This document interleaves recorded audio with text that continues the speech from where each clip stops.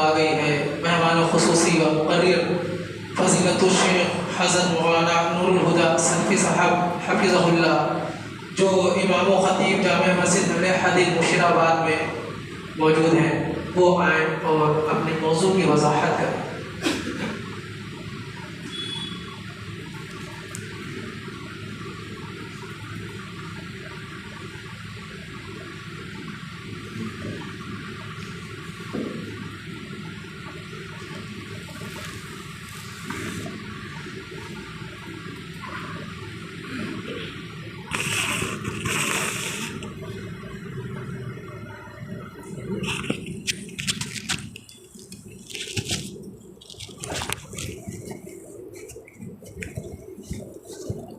السلام علیکم ورحمۃ اللہ وبرکاتہ۔ ان الحمد للہ نحمده ونستعینه ونستغفره ونعوذ باللہ من شرور انفسنا ومن سیئات اعمالنا، من يهده اللہ فلا مضل له ومن يضلل فلا هادی له، واشهد ان لا الہ الا اللہ وحدہ لا شریک له، واشهد ان محمدا عبده ورسوله۔ یا ایہا الذین آمنوا اتقوا اللہ حق تقاته ولا تموتن الا وانتم مسلمون۔ یا ایہا الناس اتقوا ربکم الذی خلقکم من نفس واحدہ وخلق منها زوجها وبث منہما رجالا کثیرا ونساء واتقوا اللہ الذی تساءلون به والارحام ان اللہ کان علیکم رقیبا۔ یا ایہا الذین آمنوا اتقوا اللہ وقولوا قولا سدیدا یصلح لکم اعمالکم ویغفر لکم ذنوبکم ومن یطع اللہ ورسولہ فقد فاز فوزا عظیما۔ اما بعد فإن خیر الحدیث کتاب اللہ وخیر الہدی ہدی محمد صلی اللہ علیہ وسلم وشر الامور محدثاتها وكل محدثة بدعة وكل بدعة ضلالة وكل ضلالة في النار۔ قال الله تعالى في القرآن المجيد: أعوذ بالله من الشيطان الرجيم، بسم الله الرحمن الرحيم، ألف لام ميم، ذلك الكتاب لا ريب فيه هدى للمتقين الذين يؤمنون بالغيب ويقيمون الصلاة ومما رزقناهم ينفقون والذين يؤمنون بما أنزل إليك وما أنزل من قبلك وبالآخرة هم يوقنون۔ وعن أبي هريرة رضي الله تعالى عنه عن النبي صلى الله عليه وسلم قال: من نفس عن مؤمن كربة من كرب الدنيا نفس الله عنه كربة من كرب يوم القيامة، ومن يسر على معسر يسر الله عليه في الدنيا والآخرة، ومن ستر مسلما ستره الله في الدنيا والآخرة، والله في عون العبد ما كان العبد في عون أخيه، ومن سلك طريقا يلتمس فيه علما سهل الله له به طريقا إلى الجنة، وما اجتمع قوم في بيت من بيوت الله يتلون كتاب الله ويتدارسونه بينهم إلا نزلت عليهم السكينة وغشيتهم الرحمة وحفتهم الملائكة وذكرهم الله في من عنده، ومن بطأ به عمله لم يسرع به نسبه، رواه مسلم۔ وعن جرير بن عبد الله رضي الله تعالى عنه قال: بايعت رسول الله صلى الله عليه وسلم على إقام الصلاة وإيتاء الزكاة والنصح لكل مسلم، رواه مسلم۔ محترم سامعین کرام، معزز علماء کرام اور قابل احترام ماں اور بہنوں، تمام تعریفیں اللہ رب العالمین کی ہیں۔ ہر عیب سے پاکی، ہر طرح کے کمال سے متصف ذات اللہ رب العالمین کی ذات ہے، جس نے ہم سب کو پیدا فرمایا اور طرح طرح کی نعمتوں سے ہمیں اس دنیا میں نوازا۔ ہماری ہدایت کے لیے انبیاء کرام کا سلسلہ جاری فرمایا، ہمارے لیے کتابیں اتاری، انبیاء کے بعد علماء اور واعظین کا سلسلہ دنیا میں جاری کیا۔ صلاۃ و سلام نازل ہوں جناب محمد الرسول اللہ صلی اللہ علیہ وسلم پر، جو اس دنیا میں آخری نبی، آخری رسول کی حیثیت سے مبعوث فرمائے گئے، جنہوں نے اللہ کے پیغام کو اللہ کے بندوں تک من و عن بغیر کسی کمی اور زیادتی کے بڑی امانت داری کے ساتھ پیش فرمایا، جس کی گواہی آپ کے زمانے کے آپ کے ساتھیوں نے جس کی گواہی دی، اور آپ نے اس گواہی پر اللہ تعالیٰ کو بھی گواہ بنایا۔ آج کی اس مجلس میں آپ کے سامنے اسلام رحمت کا، محبت کا، ہمدردی کا اور انسانیت کے درد کا، ایک دوسرے کے غموں کے مداوے کا اور خیر خواہی کا دین ہے، اس عنوان پر آپ کے سامنے چند باتیں رکھنا چاہتا ہوں۔ بڑی خوبیوں والا دین ہے یہ، جو لوگ بھی اس کو سمجھ لیتے ہیں وہ اس دین میں داخل ہوئے بغیر رہ نہیں سکتے۔ اور تاریخ بتاتی ہے کہ آپ صلی اللہ علیہ وسلم کے زمانے میں جو لوگ سب سے زیادہ آپ کی مخالفت کرتے تھے، عداوت رکھتے تھے، آپ سے جنہوں نے لڑائیاں لڑی تھیں، وہ بھی جب اس کو سمجھ گئے تو بغیر کسی دباؤ کے اور بغیر کسی لالچ کے وہ اس کی خوبیوں پر فدا ہو گئے اور وہ اس پر ایمان لے آئے،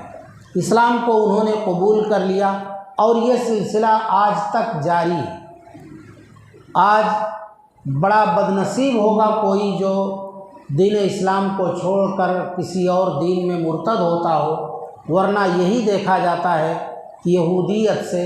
نصرانیت سے، بدھ مت سے، ہندو مت سے، دیگر مذاہب سے لوگ تائب ہو کر اسلام میں آج بھی کثرت سے داخل ہو رہے ہیں۔ اس میں کوئی کمی نہیں آئی ہے، کیونکہ اس کی خوبیاں ایسی ہیں جو عالمی خوبیاں ہیں، اور کوئی چیز اس میں کسی قوم کے لیے یا کسی خاندان و قبیلے کے لیے جغرافیائی اعتبار سے کسی ملک کے باشندوں کے لیے خاص نہیں کی گئی ہے، بلکہ سارے جہان کے لوگوں کے لیے جو بھی حکم آیا ہے سب کے لیے آیا ہوا ہے، سب اس میں عام ہے۔ کسی بھی اپنی قوم میں کوئی کتنا بھی نیچا سمجھا جاتا ہو، لیکن اگر وہ اسلام میں داخل ہو جاتا ہے تو اسلام والے اس کو بلندی پر بیٹھا دیتے ہیں اور اس کو وہی عزت و مقام دیتے ہیں جو قدیم الاسلام ہوتے ہیں، جو پہلے سے اسلام میں داخل ہوتے ہیں، جو اعلیٰ سے اعلیٰ سمجھے جاتے ہیں، وہی مقام و مرتبہ وہ ایک نو مسلم کو بھی دیتے ہیں، اور کوئی امتیاز نہیں برتا جاتا ہے، نہ قومیت کا اور نہ ہی لسان اور زبان کے اعتبار سے نہیں، بلکہ عرب عجم کہیں کا کوئی اسلام میں داخل ہو اس کو وہی حیثیت اور وہی مقام دیا جاتا ہے۔ تو یہ بالکل عالمی مذہب ہے اور قیامت تک کے لیے یہ مذہب ہے۔ اس میں ایک دوسرے کے امداد و تعاون کا درس دیا گیا ہے۔ یہ دین تعاون، ایک دوسرے کا تعاون کی ترغیب دلاتا ہے۔ اللہ تعالیٰ نے ارشاد فرمایا وَتَعَاوَنُوا عَلَى الْبِرِّ وَالتَّقْوَىٰ وَلَا تَعَاوَنُوا عَلَى الْإِثْمِ وَالْعُدْوَانِ، نیکی اور تقویٰ کے کاموں میں ایک دوسرے کی مدد کرو اور نافرمانی، معصیت اور گناہ کے کاموں میں مدد نہ کرو۔ یعنی اچھے کام میں تعاون دیتا ہے اور تعاون کا حکم دیتا ہے کہ ایک دوسرے کی لوگ ایک دوسرے کا لوگ تعاون کریں، ایک دوسرے کی مدد کریں۔ ابھی میں نے صحیح مسلم کی ایک حدیث پڑھی ہے، آپ صلی اللہ علیہ وسلم نے بڑی پیاری پیاری باتوں کا اس حدیث میں درس دیا ہے، اور آپ نے یہ سمجھایا ہے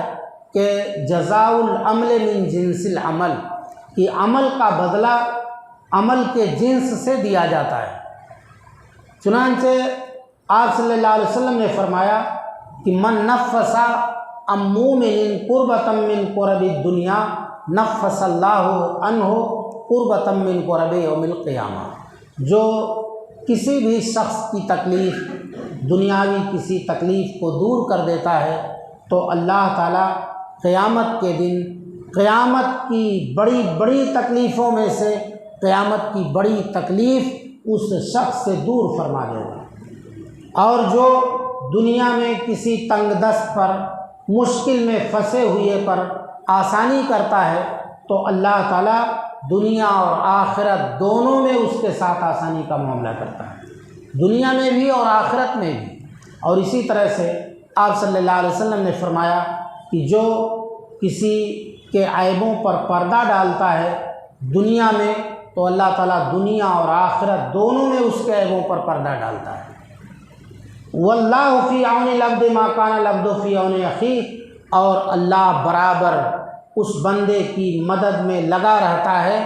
جو بندہ اپنے بھائی کی مدد کرتا رہتا ہے۔ یہ موتی جیسے، ہیرے موتی جیسے جملے بہت حوصلہ افزا جملے ہیں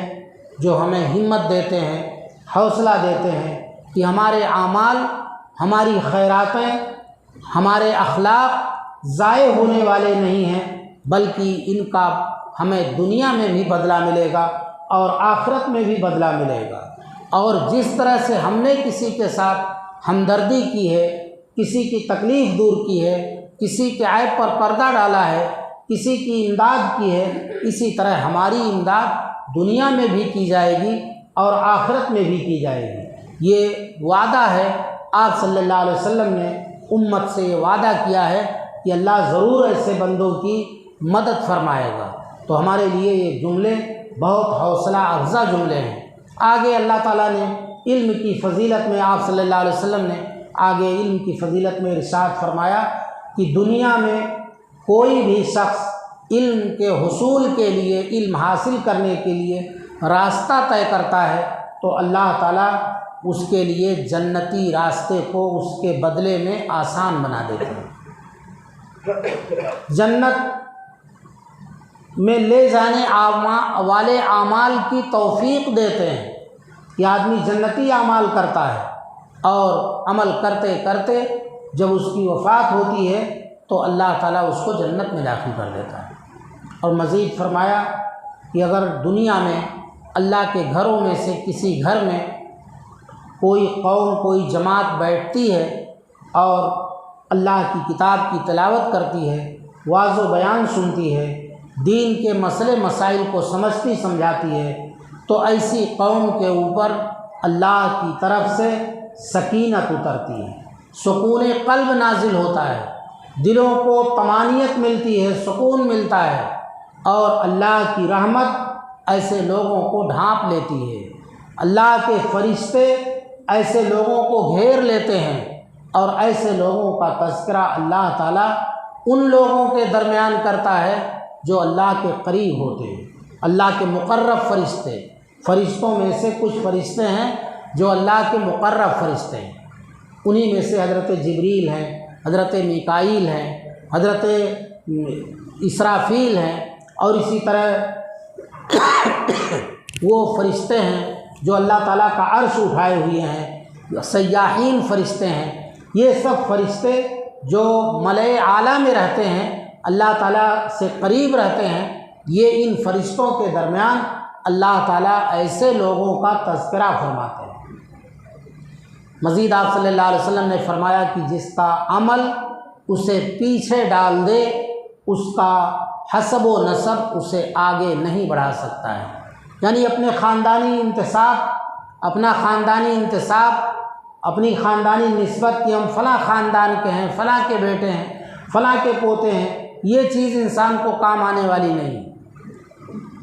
یہ کام آنے والی نہیں ہے، کام آنے والا عمل ہے۔ تو آپ نے فرمایا اگر کسی کا عمل اس کو پیچھے کر دیا، یعنی عمل میں وہ پیچھے ہے، تو خاندانی حسب و نسب کی شرافت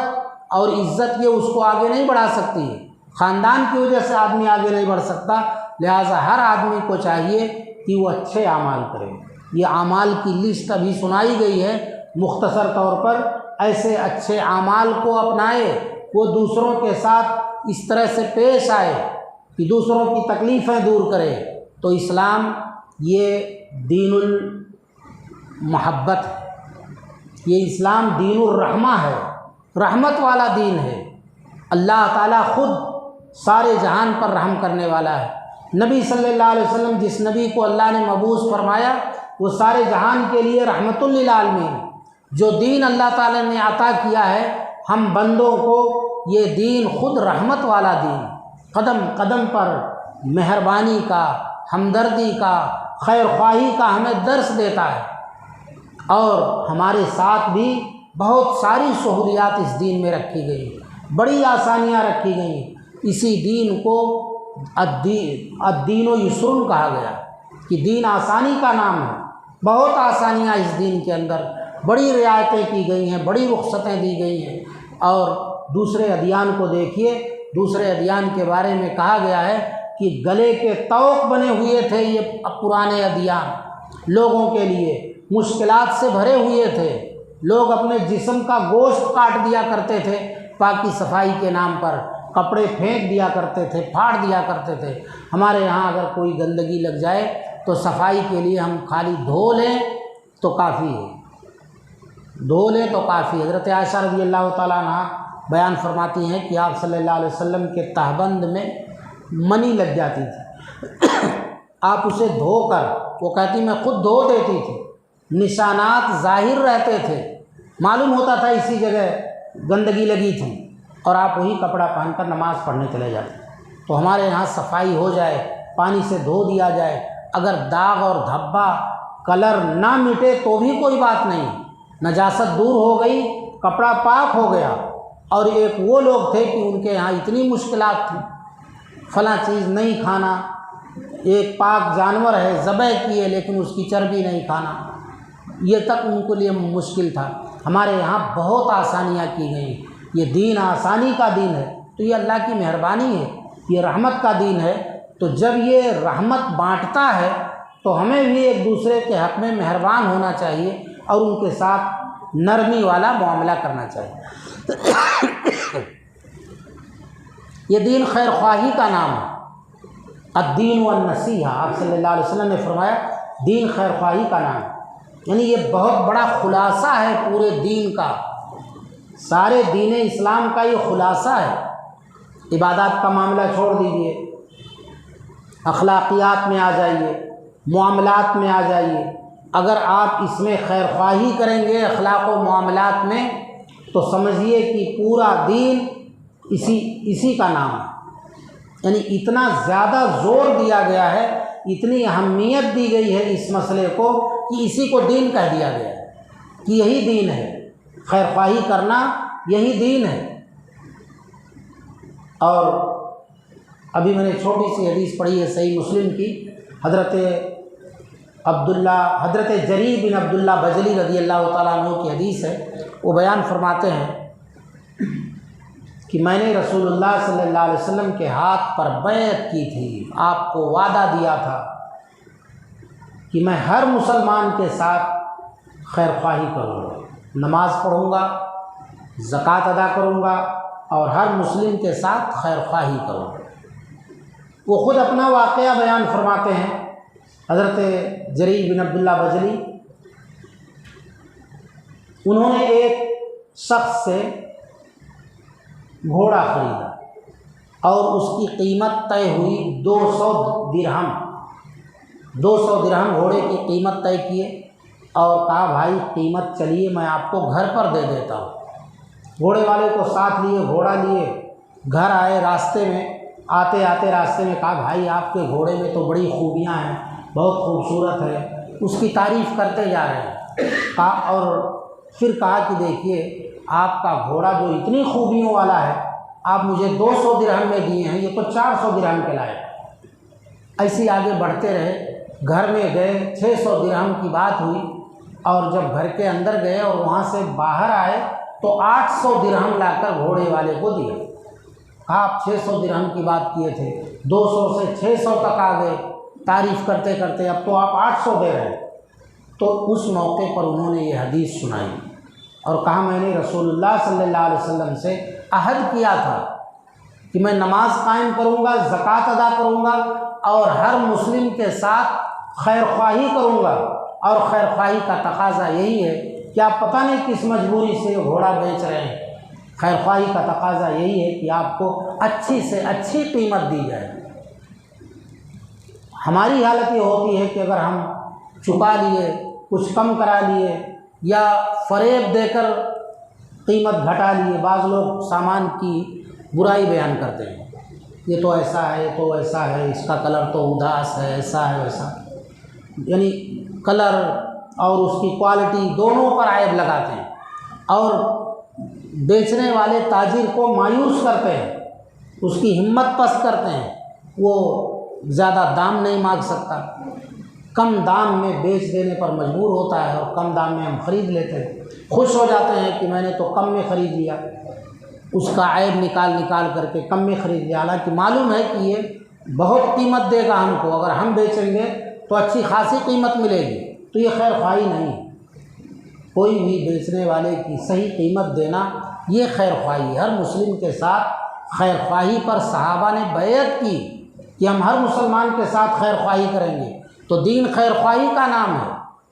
آپ صلی اللہ علیہ وسلم سے پوچھا گیا یا رسول اللہ یہ خیر خواہی کس کے ساتھ ہونی چاہیے؟ تو آپ نے فرمایا للہ ولرسولہ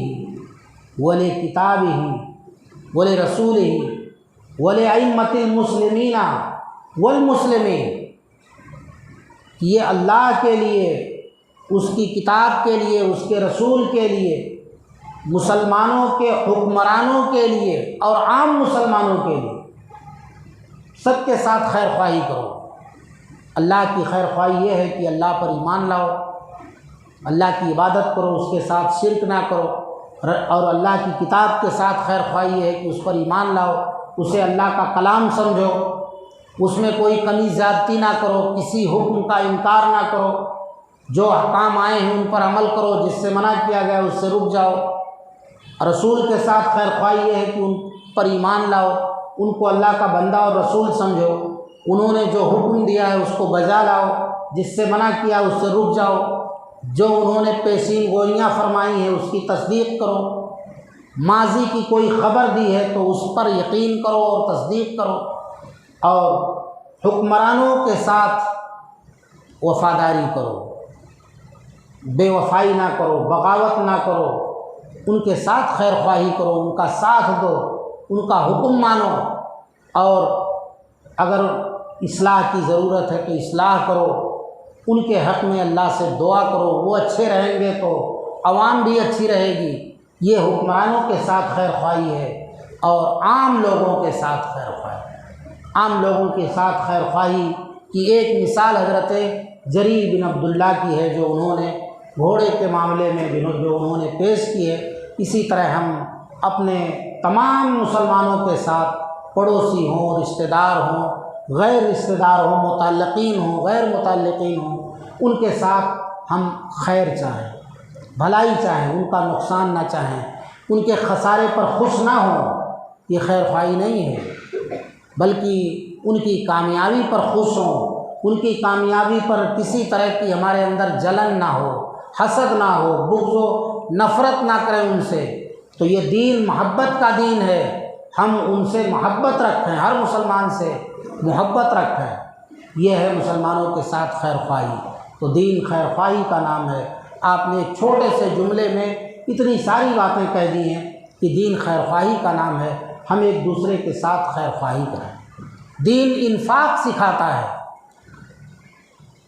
حضرت جریر بن عبداللہ نے کہا کہ میں نے بیعت کی تھی نماز قائم کرنے پر، زکوٰۃ ادا کرنے پر۔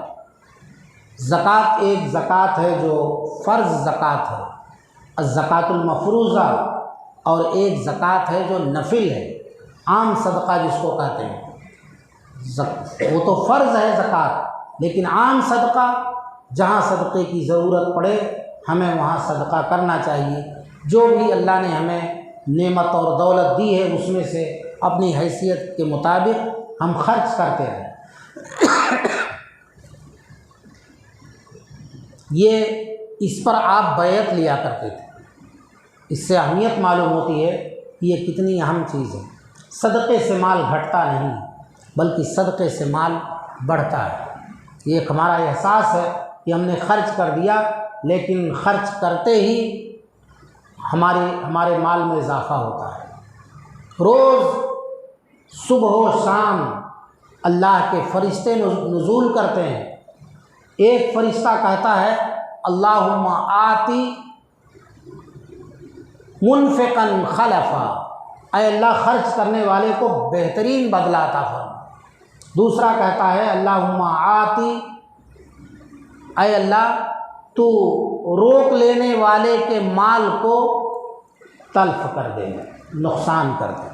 بعض شارحین نے لکھا ہے کہ صرف مال نہیں بلکہ اس کو بھی جو روکتا ہے اس کو بھی تلف کر دے۔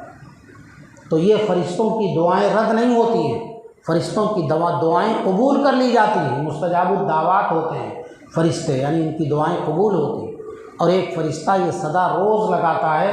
کہ اے اللہ خرچ کرنے والے کے مال میں اضافہ کر۔ اور یہ وعدہ ہے آپ صلی اللہ علیہ وسلم کا کہ ما نقصت صدقۃ من مال، گرامر اور بلاغت کے اعتبار سے من مال، یہ من نکرہ ہے، تنکیر کے لیے ہے اور تقلیل کے لیے ہے، یعنی تھوڑا مال بھی کم نہیں کرتا ہے صدقہ۔ اور ما نقصت صدقۃ، یہاں یہ بھی نکرہ ہے صدقہ بھی، یعنی تھوڑا سے تھوڑا صدقہ بھی اگر کیا جاتا ہے تو وہ صدقہ تھوڑا مال بھی کم نہیں کرتا ہے، کچھ بھی نہیں گھٹاتا ہے۔ تو اپنے ذہنوں سے یہ نکال دیں کہ صدقے سے مال میں کمی آتی ہے، صدقہ مال کو بڑھاتا ہے۔ تو ہر انفاق پر ہمارا مال بڑھتا ہے۔ اور ابھی میں نے کہا کہ اس حدیث میں یہ اللہ تعالیٰ کا کہ بدلہ دینے کا جو اصول ہے کہ الجزاء جنس من العمل، کہ بدلہ عمل کے جنس سے ہوا کرتا ہے۔ جیسا کرو گے ویسا بھرو گے، جو مثال دی جاتی ہے، جو محاورہ کہا جاتا ہے، اسی طرح سے جیسا عمل کرو گے بدلہ بھی اسی جنس کا ہوگا۔ ویسے اتنا ہی ہوگا نہیں بلکہ بدلہ تو بہت زیادہ ملتا ہے، بہت زیادہ دیا جائے گا، کئی 100 گنا بدلہ ملے گا، اور اللہ چاہے تو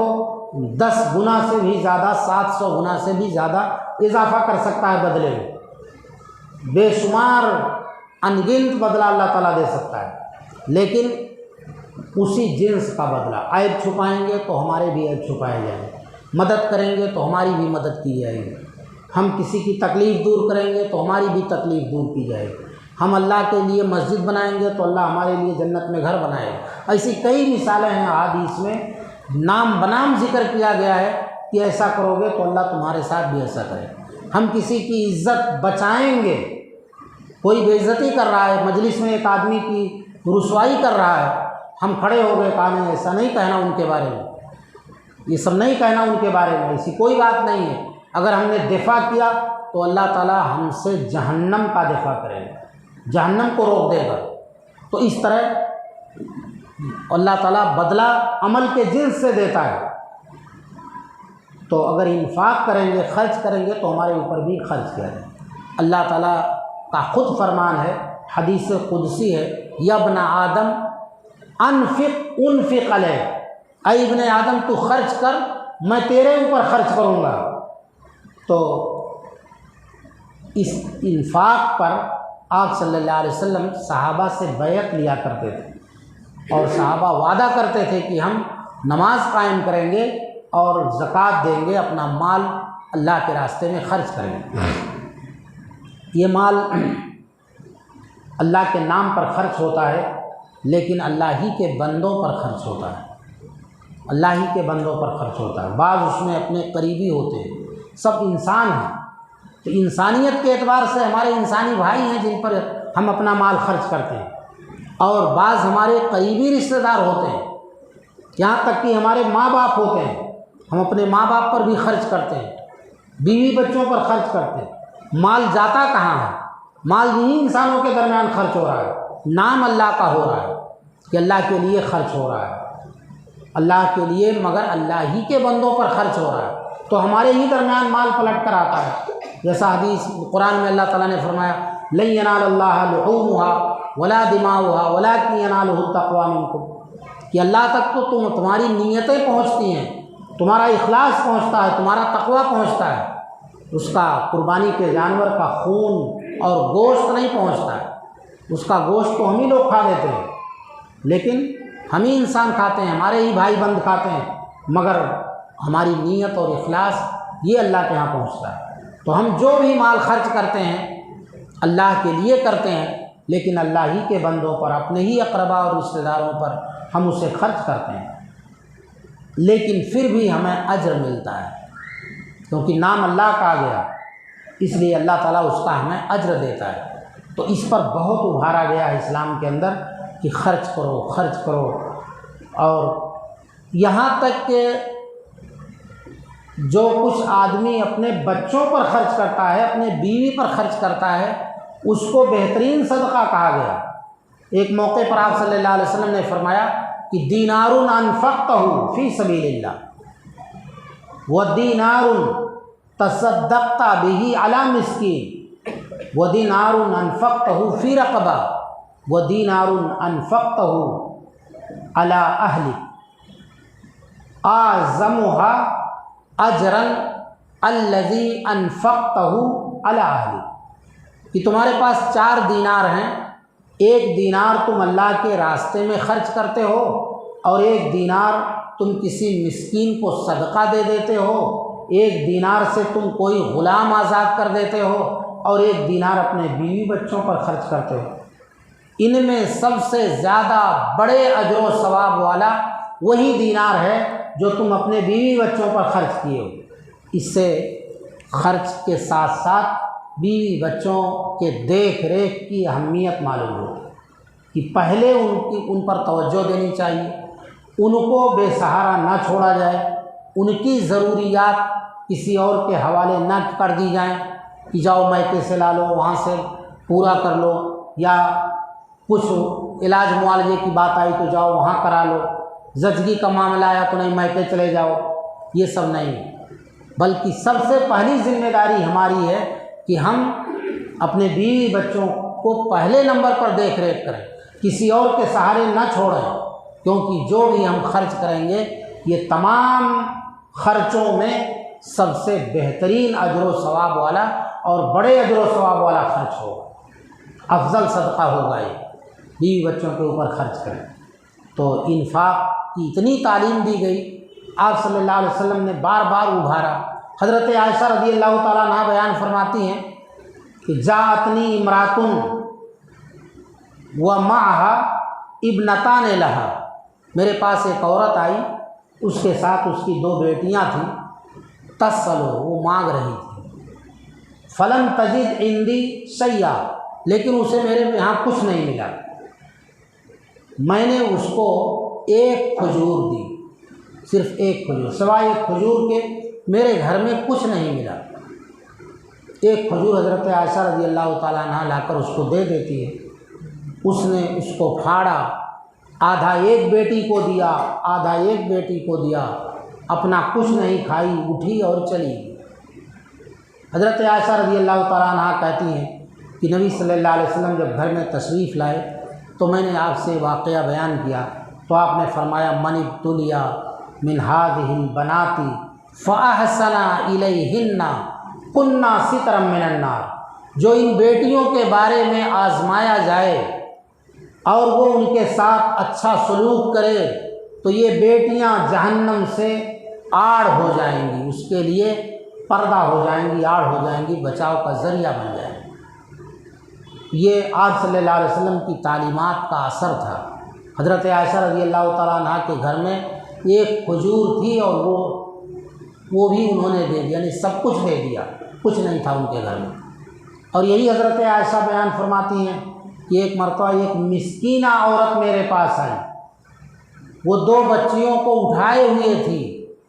میرے یہاں آئی، کھانا طلب کیا تو میں نے اس کو 3 کھجوریں دی، ایک کھجور ایک بچی کو دی، ایک کھجور دوسری بچی کو دی، اور تیسری کھجور اپنے منہ تک لے گئی تاکہ کھا لے۔ تب تک دونوں بچیاں رونے لگیں اور ماں سے وہ کھجور مانگنے لگی۔ اس نے دونوں کو پھاڑ دیا اور اس کھجور کو پھاڑا اور آدھا آدھا دونوں بچیوں کو دے دیا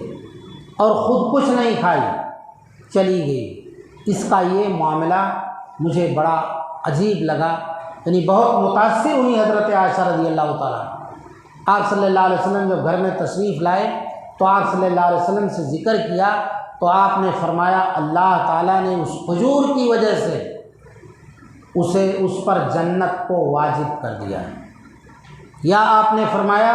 کہ آتقہا بہا من النار، اس ایک کھجور کی وجہ سے اللہ تعالیٰ نے اسے جہنم سے آزاد کر دیا ہے، جہنم سے بچا لیا۔ دونوں حدیثوں کا مفہوم تقریباً ایک ہی ہے کہ یہ بچیاں اگر آزمائش بنتی ہیں، امتحان بنتی ہیں، اس کے باوجود ان کے ساتھ اچھا سلوک کیا جائے تو یہ جہنم سے بچانے کا ذریعہ بن جائیں گی۔ اور اس حدیث سے بھی معلوم ہوا کہ آپ نے فرمایا اللہ نے اسے کھجور کی وجہ سے اس کو جہنم سے بچا لیا، اسے جہنم سے بچا لیا۔ جس نے یہ کھجور صدقہ دیا ہے ظاہر ہے کہ اس کو بھی اللہ تعالیٰ جہنم سے بچائے۔ آپ نے فرمایا اتقوا النار ولو بشق تمرہ، ہر بندے کو اللہ تعالیٰ کے ہاں جواب دہ ہونا پڑے گا۔ جب وہ اللہ کے سامنے آئے گا تو اس کے دائیں بائیں اس کے اعمال ہوں گے، اس کے سامنے جہنم ہوگی، اللہ سے اسے ہم کلام ہونا ہوگا، اللہ تعالیٰ سوال و جواب کرے گا، کوئی اس کی نمائندگی کرنے والا، ترجمانی کرنے والا نہیں ہوگا۔ یہاں تو کوئی نہ کوئی کھڑا ہو جاتا ہے، بغیر پوچھے وضاحت کرنے لگتا ہے، نہیں یہ کہنا چاہتے ہیں، یہ کہنا چاہتے ہیں، ان کے کہنے کا یہ مطلب ہے۔ وہاں کوئی ترجمانی کرنے والا نہیں ہوگا، ڈائریکٹ براہ راست اللہ تعالیٰ سے آدمی کو جواب دہ ہونا ہو۔ آپ صلی اللہ علیہ وسلم نے فرمایا سامنے آگ ہوگی، آپ نے فرمایا اتقوا النار ولو بشق تمرہ، کھجور کا ایک حصہ کیوں نہ ہو، ایک ٹکڑا کیوں نہ ہو، صدقہ کرو اور جہنم کی آگ سے بچو۔ ایک موقع پر حضرت عائشہ ہیں غالباً، وہ فرماتی ہیں کہ فَمَن يَعْمَلْ مِثْقَالَ ذَرَّةٍ خَيْرًا يَرَهُ میں جو ذرہ کہا گیا ہے کہ ذرہ برابر بھی کسی نے خیر کیا ہوگا تو اسے دیکھ لے گا، کیا اس ذرے میں یہ کھجور نہیں ہے؟ یہ کھجور بھی ذرے سے کہیں بڑی ہے، تو یہ کھجور بھی آدمی اگر صدقہ کرے گا تو وہاں دیکھ لے گا۔ تو ہم ایک دوسرے کے ساتھ ہمدردی کریں، یہ دین ہمدردی کا دین ہے، ہمدردی کریں، دوسرے کا درد، دوسرے کے درد کو درد محسوس کریں۔ آپ صلی اللہ علیہ وسلم نے مثال دی ہے کہ مومنوں کی مثال آپس میں ان کے ایک دوسرے سے محبت کرنے میں، ایک دوسرے کا درد محسوس کرنے میں ایسے ہی ہے جیسے جسم کی مثال ہے کہ اگر کہیں جسم کے کسی حصے میں درد ہوتا ہے تو جسم یہ نہیں کہتا کہ جا انگلی میں درد ہے مجھے کوئی پرواہ نہیں، سر میں درد ہے مجھے کوئی پرواہ نہیں، پورا جسم درد سے چور چور ہو جاتا ہے، تڑپ اٹھتا ہے۔ درد کہیں انگلی میں ہے، کانٹا چبھ گیا ہے، سوئی چبھ گئی ہے، پیر میں کہیں ٹھیس لگ گئی ہے، پیر پھوٹ گیا ہے، لیکن پورا جسم درد بخار میں رات کاٹ دیتا ہے، بے چینی اور جاگنے میں رات کاٹ دیتا ہے،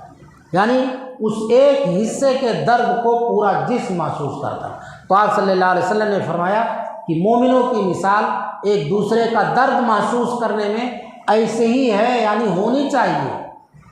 ہر مومن کو دوسرے کے درد کو محسوس کرنا چاہیے، دوسرے کے تکلیف کو محسوس کرنا چاہیے۔ دوسرے کی تیمارداری کرنے ہم جاتے ہیں، بیماری پچھلے زمانے میں بیمار پرسی کیا تھی؟ آدمی جاتا تھا، کچھ ٹوٹکے بتاتا تھا، کچھ نسخے بتا دیتا تھا، گھر میں کوٹ پیس کر دوا تیار ہو جاتی تھی یا دعا کر دیتا تھا۔ آج تیمارداری میں دعا کرنے کے ساتھ ساتھ کچھ نہ کچھ مالی مدد بھی کرنی چاہیے۔ آج ٹوٹکوں سے کام نہیں چلتا، اگر آدمی ہاسپٹل میں چلا گیا تو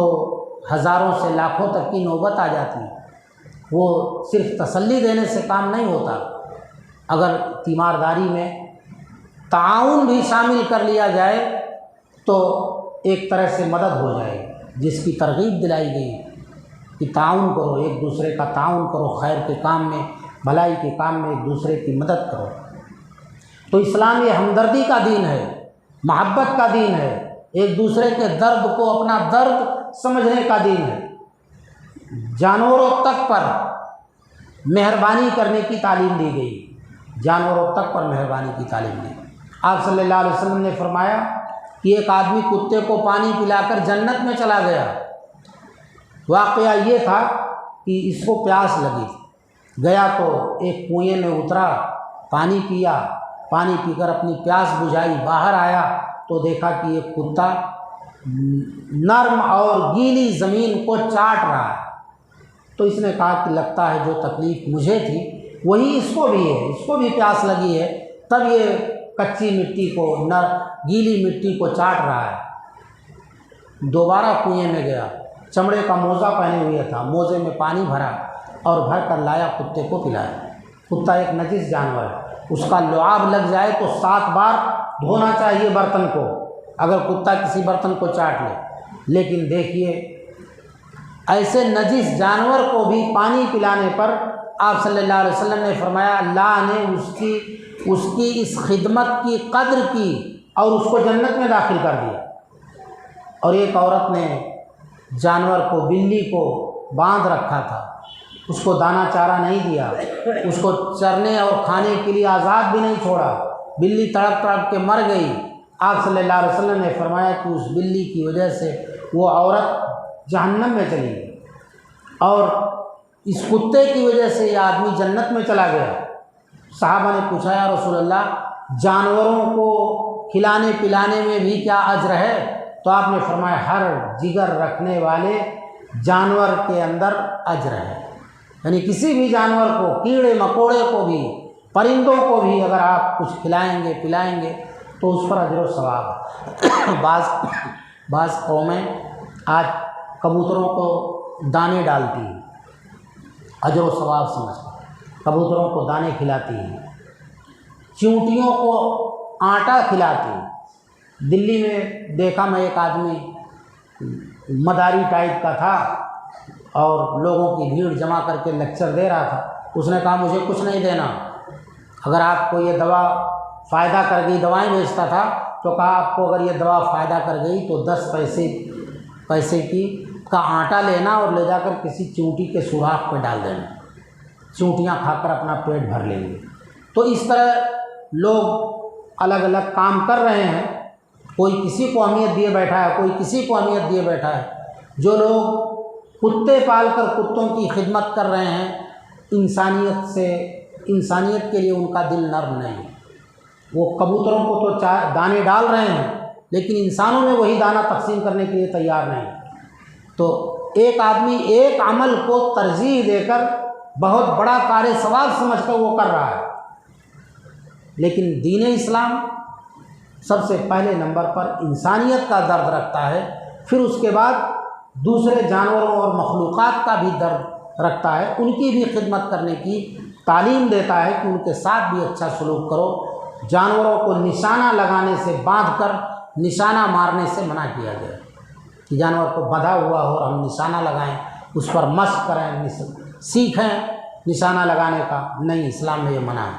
جانور کو ذبح کرو تو کند چھری سے جانور ذبح نہ کرو، بلکہ تیز چھری سے تیزی کے ساتھ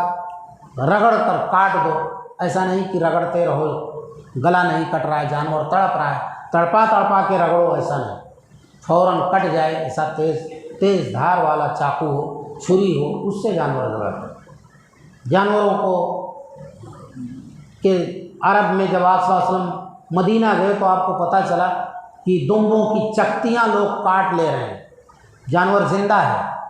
اور اونٹ کی کوہان کاٹ لیتے ہیں۔ اونٹ کے پیٹھ پر جو ابھرا ہوا حصہ ہے پہاڑ کی طرح، اس کو کوہان کہا جاتا ہے، یعنی پہاڑ نما، پہاڑ کے جیسا ابھرا ہوا رہتا ہے کیمل کے پیٹھ پر، تو لوگ اس کو کاٹ کر پکا کے کھا لیتے تھے، جانور زندہ رہتا تھا۔ کبھی کبھی مر بھی جاتا تھا۔ تو آپ صلی اللہ علیہ وسلم نے فرمایا کہ جانور کا جو حصہ کاٹ لیا گیا ہے، اگرچہ جانور زندہ ہے لیکن وہ کٹا ہوا حصہ مردہ ہے، مردار کے حکم میں ہے۔ جانور زندہ ہے لیکن یہ جو کاٹ کے نکال کے کھا رہے ہو یہ مردہ کے حکم میں مردہ ہے۔ یہ رحم تھا آپ کا جانوروں کے اوپر، لوگ چھوڑ دیے عادت، دمبوں کی چکتیاں کاٹ لیتے تھے، کبھی جانور مر بھی جاتا تھا۔ آپ نے اس سے منع فرما دیا کہ جانور کو تکلیف نہیں ہونی چاہیے، اس طرح کی تکلیف نہ دیا کرو۔ تو آپ صلی اللہ علیہ وسلم نے فرمایا کہ اگر کوئی کسان کھیتی کرتا ہے، فصل لگاتا ہے، باغ لگاتا ہے، پرندے آتے ہیں، اس میں سے کوئی دانہ چگ کر لے کر چلے جاتے ہیں، کوئی جام، کوئی طوطا کوا توڑ کے لے کے چلا جاتا ہے، تو یہ جو دانے لے کر جاتے ہیں اس پر بھی اجر و ثواب ہے۔ کوئی چور چوری کرے یا کوئی آدمی